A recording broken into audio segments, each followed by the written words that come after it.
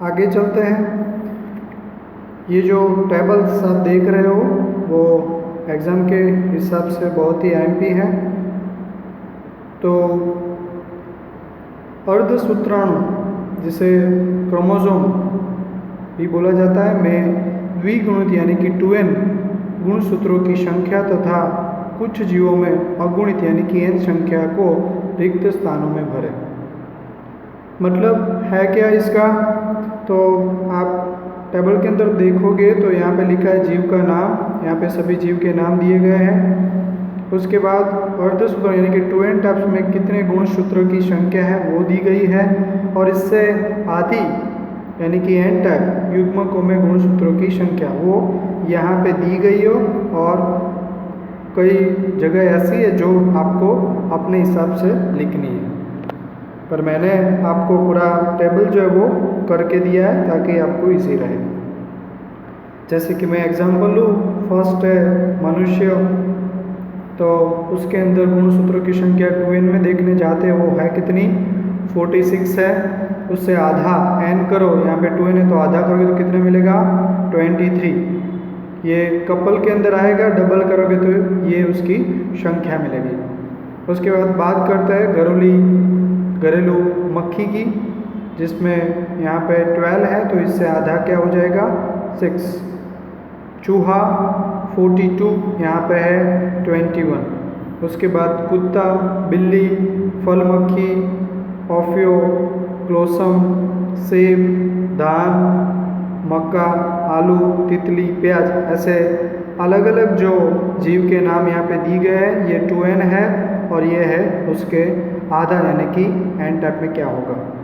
तो ये दोनों हमें याद नहीं रखना है, सिर्फ या तो ये याद रखो या तो ये। तो बाकी के जो यहाँ पे आप देख सकते हो उसके आंसर भी आपको दिए गए हैं। अभी आगे जाते हैं कि युग्मक संरचना के दौरान कोशिका विभाजन।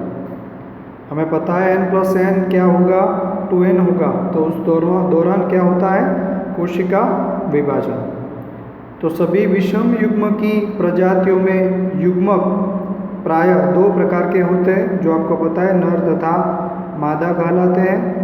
युग्मक अगुणित यानी कि n होते हैं, फिर वो नर हो या मादा, चाहे उनसे जनक जिससे वो उत्पन्न हुए वो अगुणित भी हो सकते या तो द्विगुणित ही क्यों न हो। यानी कि जब 2n विभक्त होगा तो हमें क्या देगा n+n, फिर वो n में से आता है कि 2n में से आता है, इससे कोई फर्क नहीं पड़ता।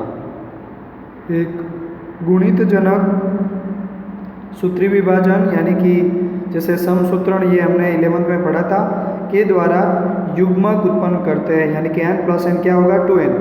क्या इसका अर्थ यह है कि जो जीव अगुणित यानी कि n है उनमें अर्धसूत्री विभाजन कभी भी संपन्न नहीं होता।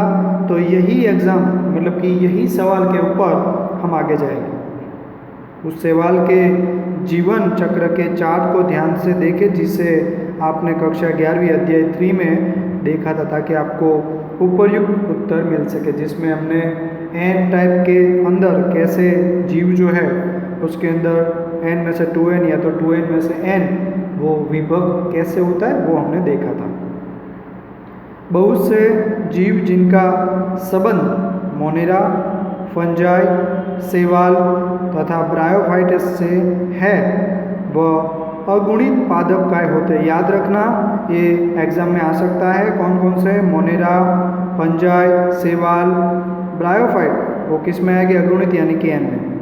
और वे जीव जिसका संबंध टेरिडोफाइटा, जिम्नोस्पर्म, एंजियोस्पर्म तथा अधिकांश प्राणी जिनमें मनुष्य भी शामिल है उनकी जननकीय काय द्विगुणित होती है।